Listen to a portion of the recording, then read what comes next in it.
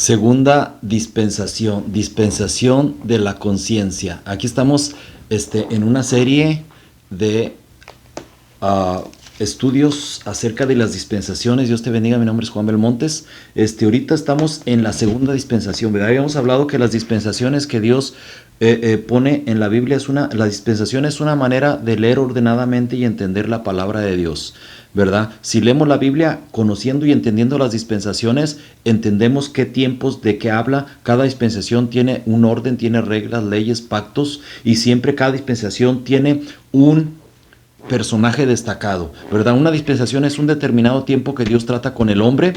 Es un determinado tiempo que Dios trata con el hombre, ¿verdad? Entonces, como les había dicho, ahí hay leyes, hay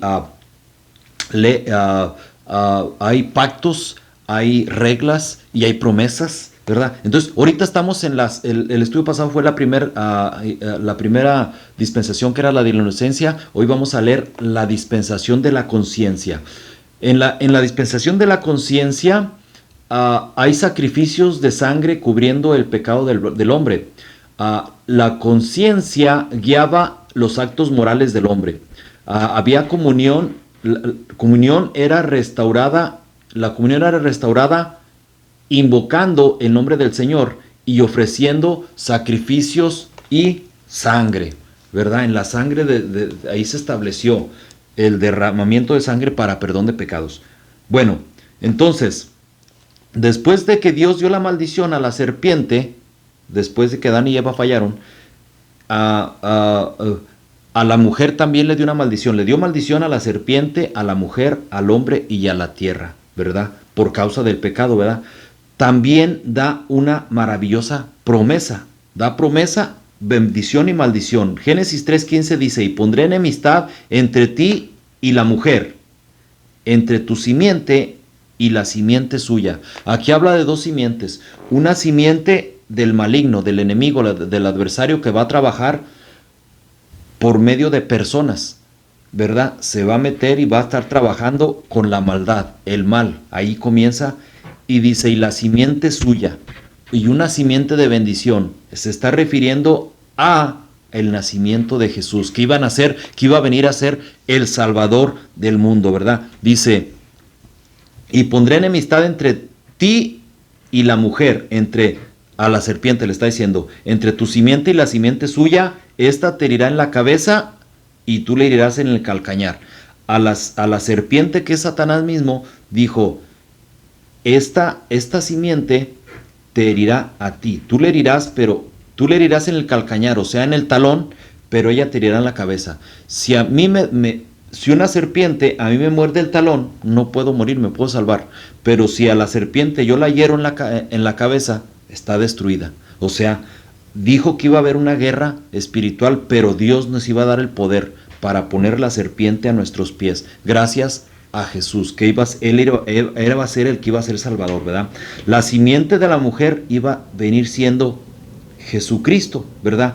En Isaías 7:14, 700 años antes de que naciera Jesucristo, el que se le conoce como Isaías se le conoce como el profeta mesiánico, porque habló más acertadamente acerca del Señor Jesucristo. Profetizó que iba a nacer de una virgen, Jesús, o sea, de la Virgen María, ¿verdad? Aquí dice, Isaías 7:14 dice: por tanto el Señor mismo os dará señal. He aquí que la Virgen concebirá y dará a luz un hijo y llamará su nombre Emmanuel. ¿Qué quiere decir Emmanuel? Emmanuel, ¿qué quiere decir? Dios con nosotros. Emmanuel, Él es Dios, Elohim. Dios con nosotros. Entonces comienza la guerra espiritual entre el bien y el mal. Ya en la segunda dispensación ya está trabajando el bien y el mal. En la primera dispensación había solamente el bien, pero pecaron y ahí entró el mal. Entonces, a partir de allí para adelante, nuestras luchas no son contra carne ni sangre, no son contra las personas. En los matrimonios, los problemas no es el esposo con la esposa. El esposo de repente ya no la ama, no le demuestra su amor, no le da cartitas, no le escribe detalle, no le manda texto, no le da palabras de amor, no le da dedicación, no le da toque físico, no sexual, no trabaja, no la enamora, no la ama como cuando eran novios. Y entonces la mujer se enoja y le molesta, le afecta eso. Y entonces le falta el respeto a él.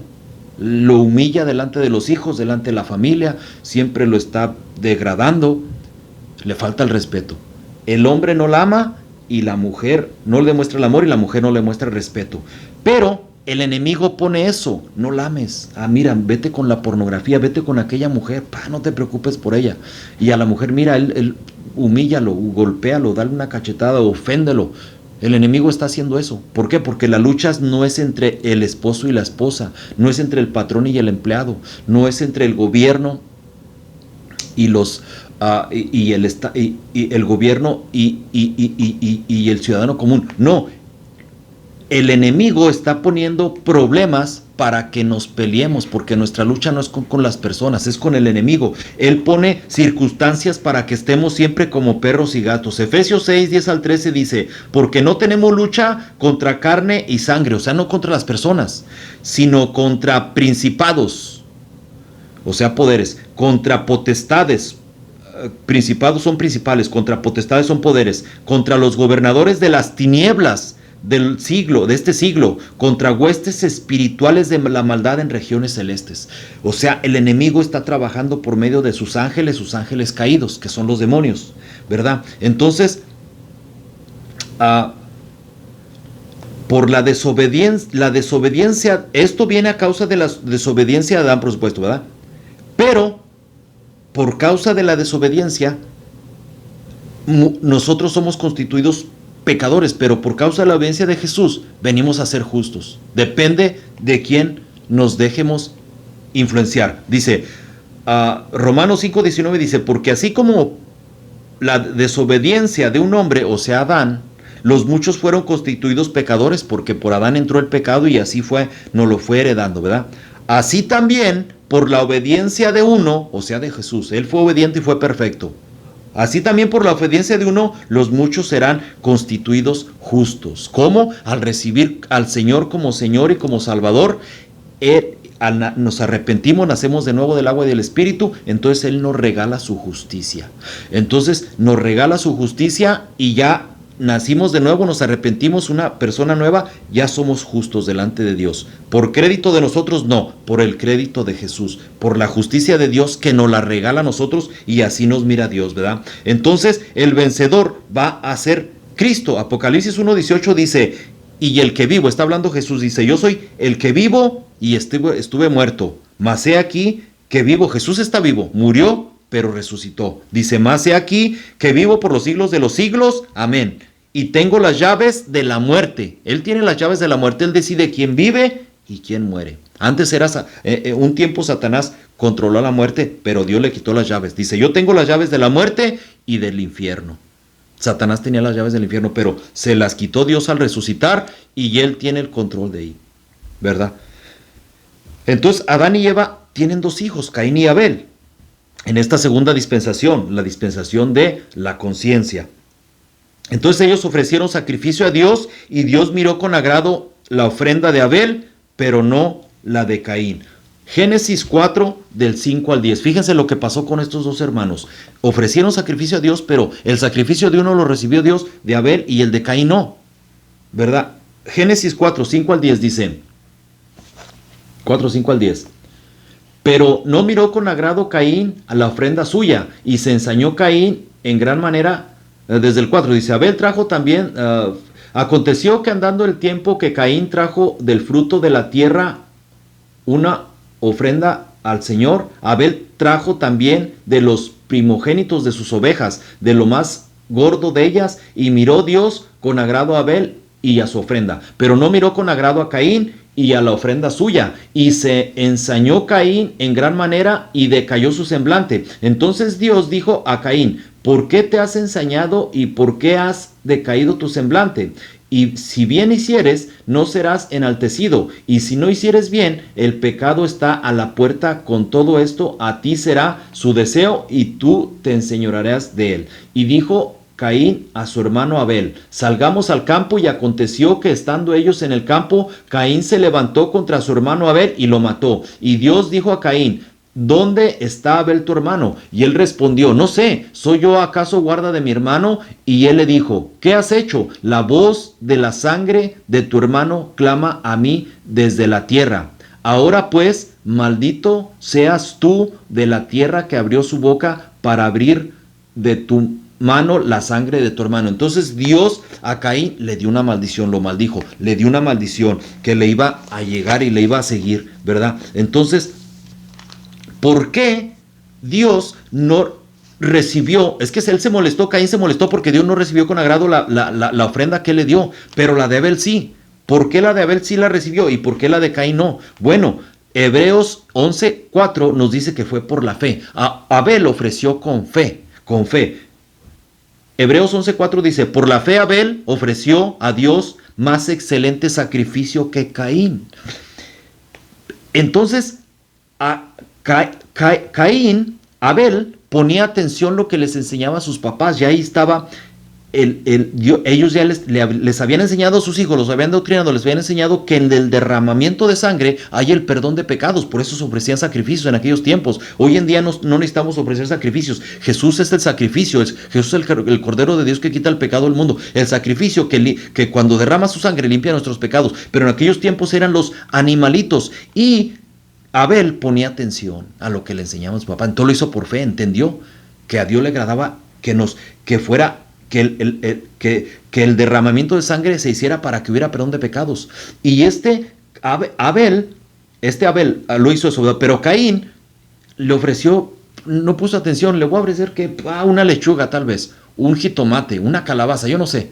Él ofreció el fruto de la tierra, pero Abel ofreció una ovejita, ¿verdad? Y lo sacrificó para Dios, ¿verdad? Entonces, Abel ponía atención a las enseñanzas de sus papás, pero Caín no, ¿verdad? Entonces comienzan las dos simientes, del bien y del mal. Y como Abel hacía el bien y murió, entonces llegó un hijo que hacía el bien. Adán y Eva tuvieron otro hijo que se llamó Set, ¿verdad? Entonces Set y su descendencia empezaron a buscar a Dios, ¿verdad? Porque la tierra se pobló, pero había mucha maldad. O se llenó la tierra, pero se llenó de maldad también. Génesis 4:25 al 26 nos dice, y conoció de nuevo a Adán a su mujer, la cual dio a luz a un hijo y llamó su nombre Set, porque Dios dijo, ella me ha sustituido, porque Dios, dijo ella, me ha sustituido otro hijo en lugar de Abel, a quien mató Caín. Entonces, de Abel, de Set, ahí vino una genealogía que empezaron a buscar a Dios, ¿verdad? Pero Caín se apartó de donde estaban Adán y Eva. Y aquí hay una pregunta, ¿con quién se casó Caín? Si él se había apartado. Bueno, parece que se casó o con una hija de Adán, o una sobrina, o una nieta, o una parienta, alguien que se había apartado de ahí del huerto del Edén, se había apartado y por allá se casó con una de ellas. Y tuvo una relación, y ahí nacieron los hijos, ¿verdad? Porque la Biblia nos dice que Eva, en Génesis 5:4, dice que Adán y Eva tuvieron más hijos e hijas. No tuvieron solo Caín y Abel y Set, no, tuvieron hijos e hijas, ¿verdad?